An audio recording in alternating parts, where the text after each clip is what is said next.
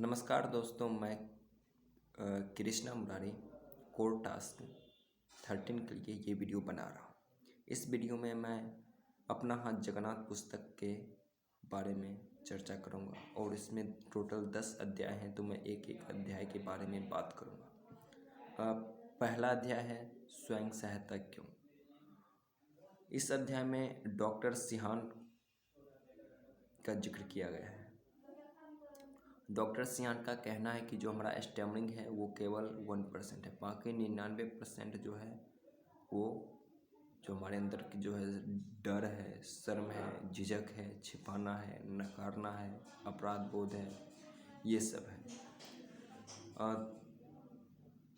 हम अपनी खुद सहायता खुद कैसे सहायता करें ताकि ये सारी चीज़ें दूर हो, तो इसके लिए हमें बाकी के अध्याय को समझना पड़ेगा, पढ़ना पड़ेगा। तो मैं एक एक करके मैं सारे अध्यायों के बारे में बताऊंगा। और इस अध्याय में एक बोध कथा भी है जिसमें एक व्यक्ति को लॉटरी लगता है और वो काफ़ी अमीर बन जाता है। वो अपना सारा काम, सारा जिम्मेदारी छोड़ देता है।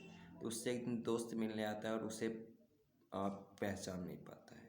तो इसी तरह तो ऐसे हमें जो भी है एक्सेप्टेंस की बात है, टेक्निक की बात है, ये तो हम सीखते हैं, लेकिन जब तक हम इसका यूज़ नहीं करेंगे तब तक हम अपने ऊपर जो हमारी स्टैमिना है उसको हम कम नहीं कर सकते। जो हमारे अंदर जो 99% जो है उसको हम हटा नहीं सकते। तो अगले अध्याय के बारे में बात करता हूँ। अगला है हकलाना क्या है। वैज्ञानिकों का मानना है कि हकलाना जीन्स के द्वारा होता है, जीन्स की वजह से। और इसमें ये भी बताया गया है कि जो भी हकलाने वाले होते हैं वो औरों को देख करके, जो भी नॉन स्टैमरर हैं उनको देख करके वो फ्लुएंसी की तरफ भागते हैं। तो इसमें बताया गया है कि हमें एक अच्छा कम्युनिकेटर बनना है। और इसमें ये भी बताया गया है कि जो भी हकलाने वाले हैं तो उसमें लड़कियों की अपेक्षा लड़कों की संख्या ज़्यादा होती है। 4 लड़कों में 4 लड़के हकलाते हैं तो एक लड़की हकलाती है।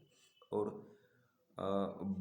बचपन में दोनों लगभग समान होते हैं और लड़कियां अपने आप ठीक होने में इनकी संख्या ज़्यादा है। और अगला है क्या मैं हकलाता हूँ। इसमें एक्सेप्टेंस की बात कही गई है। जो भी हकलाने वाले होते हैं वो एक्सेप्ट नहीं करते हैं कि मैं हकलाता हूँ। जब तक हम एक्सेप्ट नहीं करेंगे तो उसके ऊपर हम काम भी नहीं करेंगे। हम अपनी स्टैमरिंग को छिपाते रहते हैं, मजाक बनने के डर से, शर्म से, जो भी हो। तो हमें एक्सेप्ट करना है और इस चीज़ पे हमें खुल कर के बात करनी है। और हकलाने वाले को क्या क्या करना चाहिए इस अध्याय में बहुत ही विस्तार से जिक्र किया गया है। और अगला है चला मुरारी हीरो बनने। इस अध्याय में ये बताया गया है कि हमारा हकलाना कैसा दिखता है। हाँ, हमें अलग अलग सिचुएशन में, अलग अलग जगहों पे हमें अपना वीडियो बनाना है। और वीडियो में हम कैसे दिखते हैं, हमारा बॉडी लैंग्वेज क्या है, हमारी स्टैमरिंग कैसी सुनाई देती है, कैसी दिखती है, हमारा फेशियल एक्सप्रेशन कैसा है, इन सब चीज़ों को अच्छे से ऑब्जर्व करना है। और जो भी हमें लगे कि यहाँ पे हमें सुधार करने की आवश्यकता है तो वहाँ पे हम उस चीज़ पे काम करेंगे। और वीडियो को यूट्यूब पे भी डालना है और जिससे कि हमारे अंदर जो झिझक है, शर्म है, डर है, वो दूर हो सके। अगला है खेलें एक खेल निकालें आवाज़ें कई। इस अध्याय में हमें वॉलेंट्री स्टैमरिंग, बाउंसिंग और प्रोलोंगेशन और उसके बाद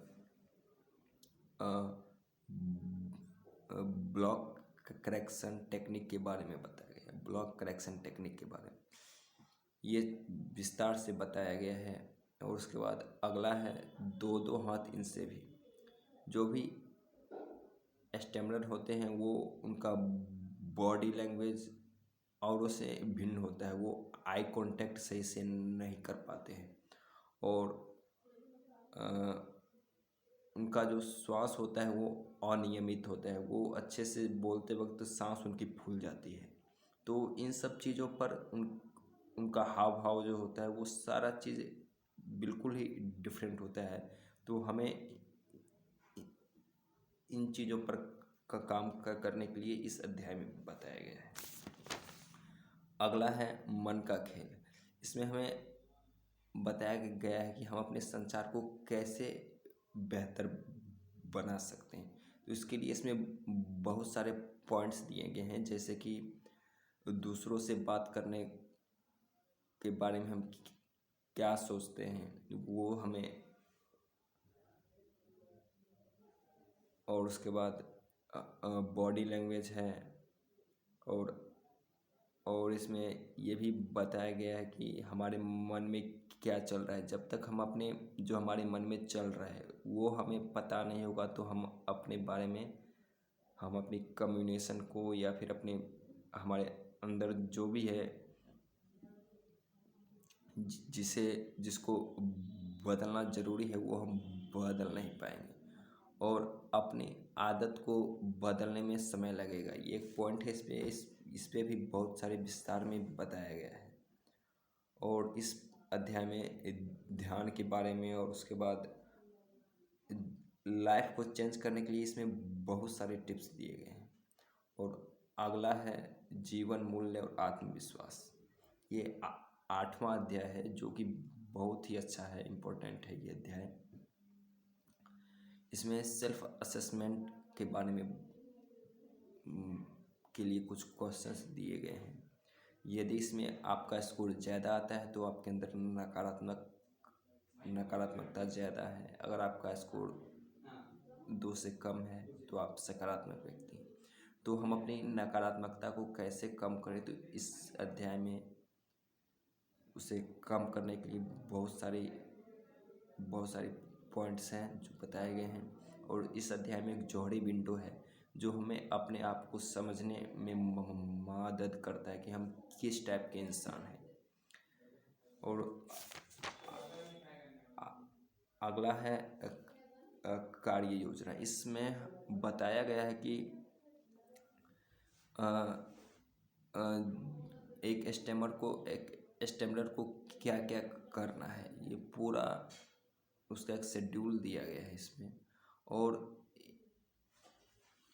अंत में हम ये कहना चाहेंगे कि ये जितना भी है अपना जगन्नाथ में जो भी बात बताया गया है वो हमें TOPG सेशन में भी सिखाया गया। और सबसे बड़ी बात कि वहाँ पे हमें एक्टिविटीज़, ये सारी एक्टिविटी करवाई गई है, और हमें वहाँ पे विस्तार से 14 दिन के कोर्स में हमें बहुत ही अच्छे तरीके से सिखाया गया, समझाया गया।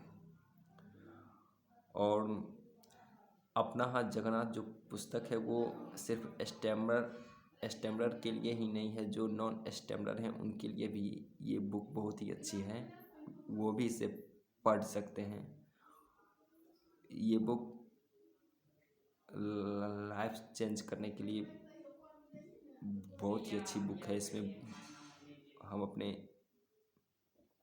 हम अपने आप को बदल सकते हैं, ऐसी ऐसी बातें इसमें दी गई है। और अंत में मैं डॉक्टर सत्येंद्र श्रीवास्तव सर को धन्यवाद दूंगा जो ये बुक लिखे हैं। और उसके बाद टीसा के जो भी फैकल्टी मेंबर हैं वो काफ़ी मेहनत करते हैं, उन सबका धन्यवाद करूंगा। बस इतना।